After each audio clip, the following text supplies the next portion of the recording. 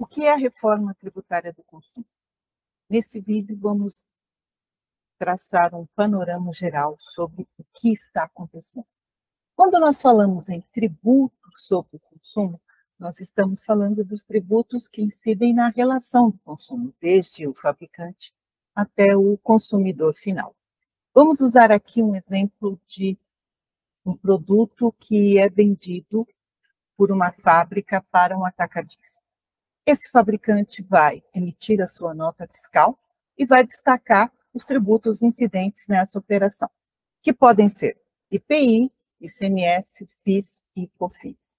O atacadista, por sua vez, vai fazer uma venda para uma loja, vai emitir a sua nota fiscal e vai destacar os tributos incidentes na sua operação, que podem ser ICMS, PIS e COFINS. O IPI só existirá se esse atacadista estiver na condição de equiparado a industrial.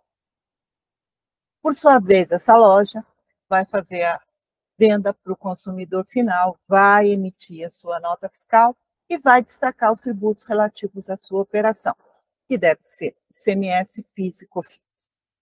No final da história, quem paga toda a conta é esse consumidor final, porque cada da cadeia de circulação de mercadoria vai agregando o seu tributo no seu preço e vai tudo acabar lá com o consumidor final.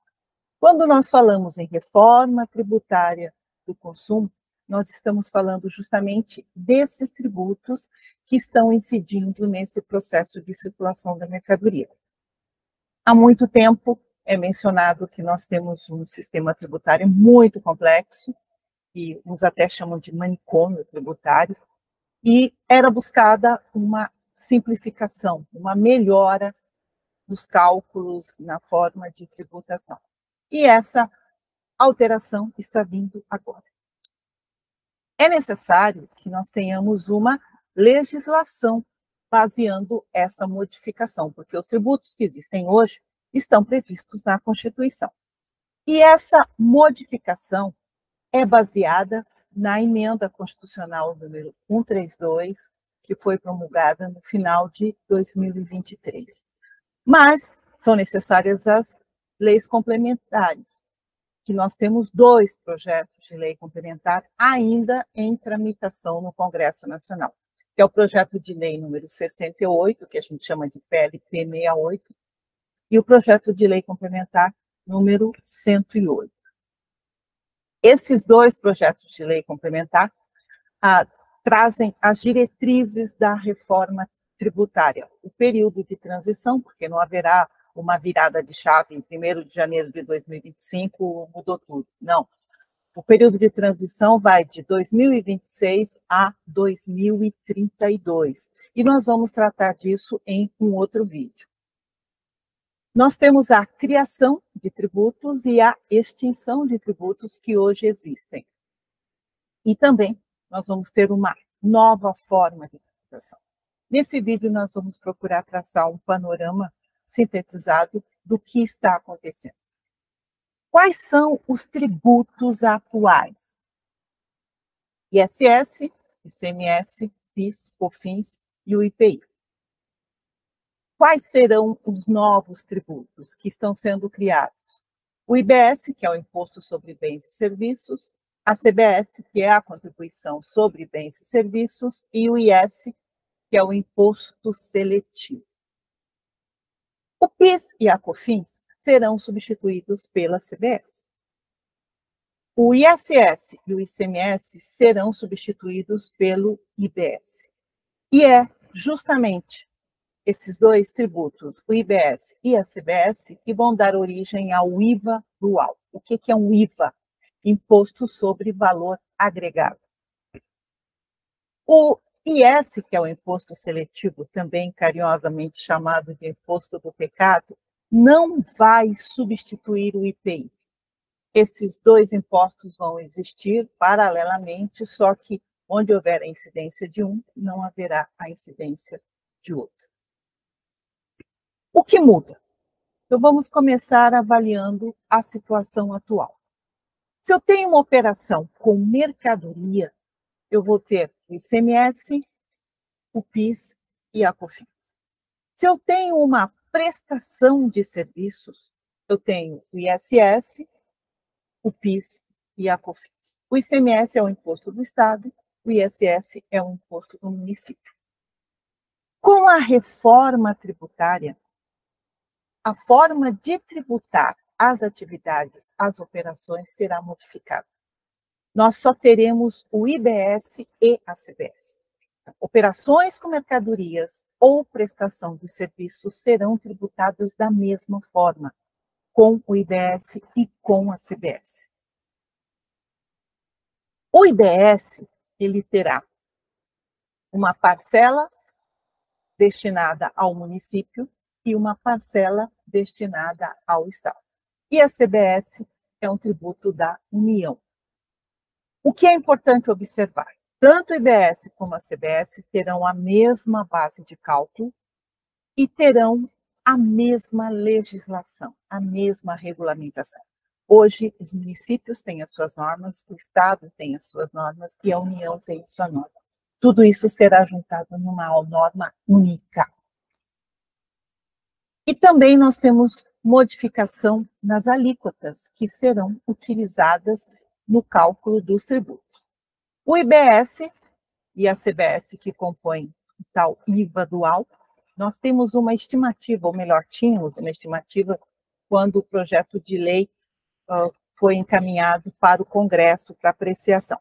O IBS estava estimado em 17,7% e a CBS em 8,8%, totalizando aí 26,5%. Mas como eu já mencionei, o IBS tem uma parcela do município e uma parcela do Estado.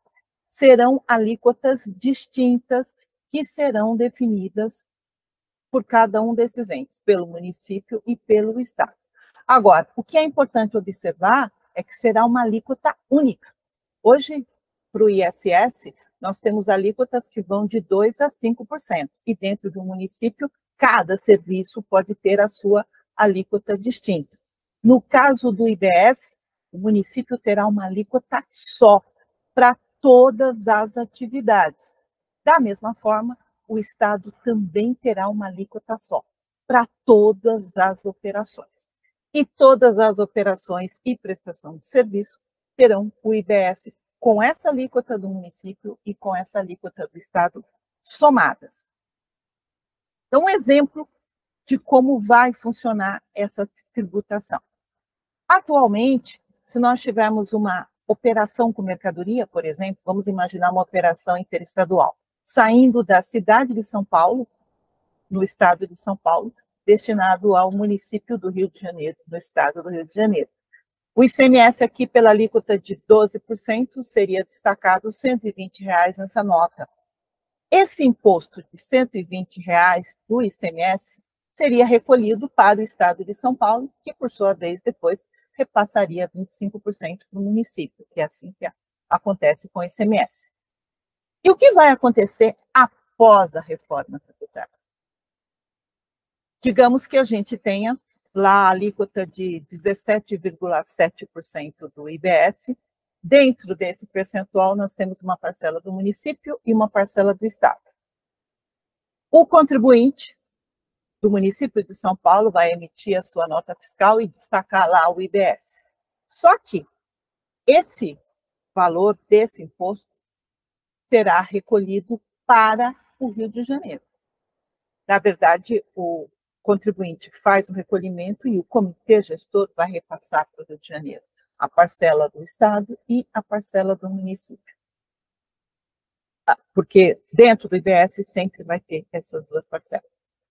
E isso, para o emissor do documento, o fabricante, deve ser transparente. Ele não deve ter que se preocupar para quem vai o tributo, porque está definido na legislação que é para o adquirente da mercadoria.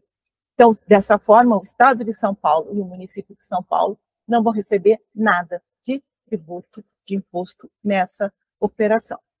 E o mesmo se aplica com a prestação de serviço.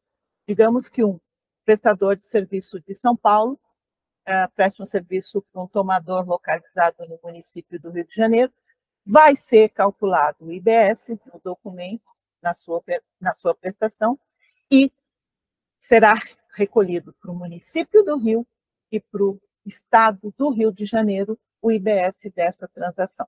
E já não tem mais que verificar o imposto é devido no local da prestação ou é no local de domicílio do prestador.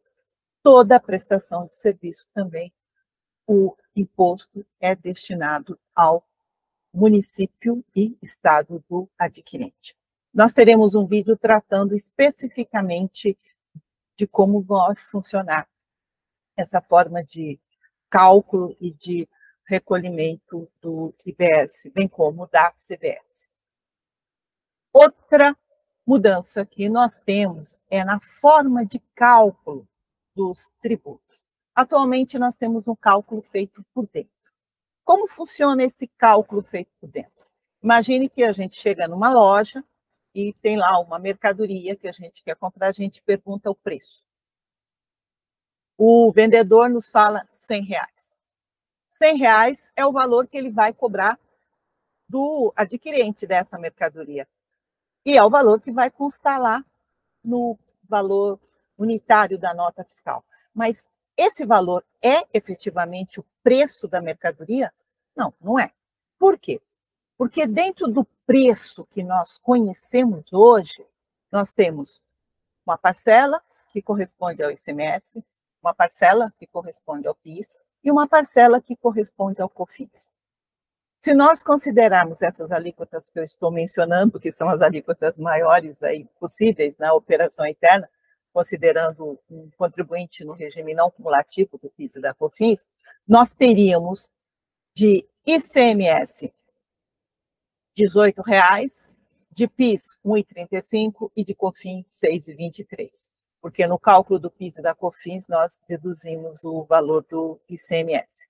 Então, efetivamente, qual que é o preço da mercadoria?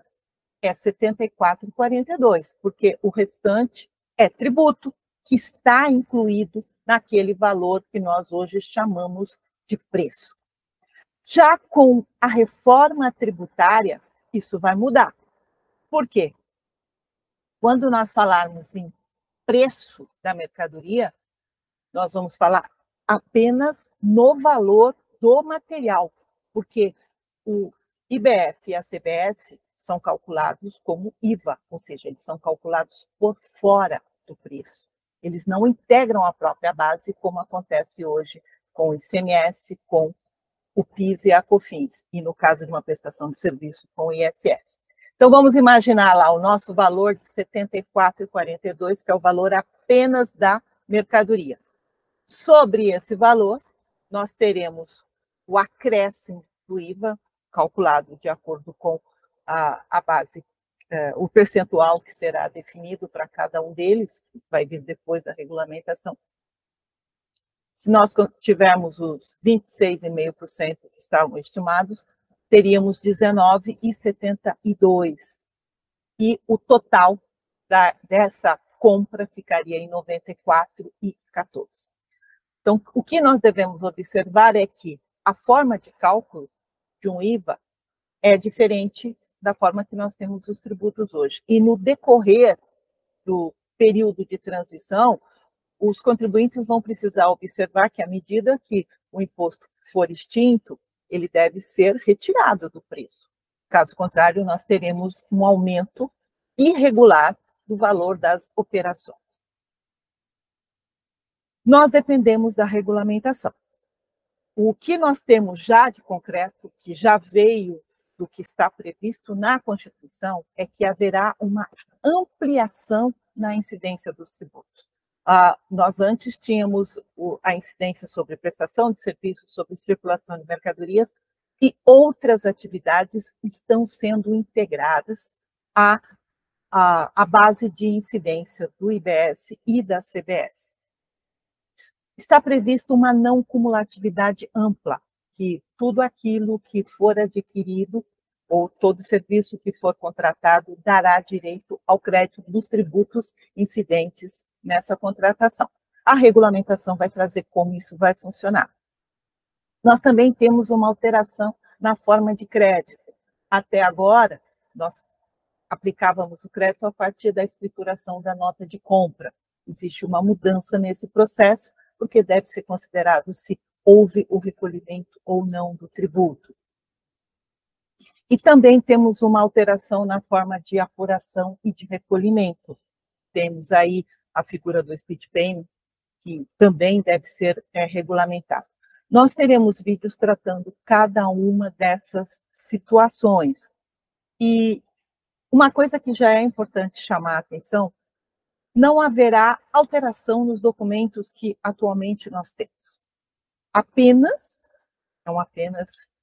delicado, estão sendo acrescentados campos para a inclusão dos novos tributos. Já temos 3 notas técnicas publicadas, mas enquanto não houver a publicação da regulamentação efetivamente, ainda está de forma, vamos assim dizer, não definitiva. E, já mencionei várias vezes, dependemos da regulamentação. O que é importante também observar é que a CBS não é o PIS e a COFINS. A CBS é uma nova contribuição que foi criada com a emenda constitucional 132, e é importante que a gente tenha clareza nisso, para que a gente não aplique as mesmas regras e o mesmo raciocínio de cálculo que nós tínhamos no PIS e na COFINS em relação à CBS. E o mesmo se aplica em relação ao ICMS e ao ISS. O IBS não é o ICMS e não é o ISS. Tanto que a gente ouve algumas discussões, tal atividade não era tributada pelo ISS e está sendo tributado pelo IBS. Claro, porque o IBS é um novo imposto. Ele tem regras próprias e, portanto, nós vamos precisar estudar e verificar como ele será aplicado. Bom, espero ter passado um panorama rápido, mas claro, em relação ao que é a reforma tributária do consumo. Como eu já mencionei, nós teremos outros vídeos detalhando cada um dos aspectos da reforma para facilitar o entendimento. Então, eu te aguardo no próximo.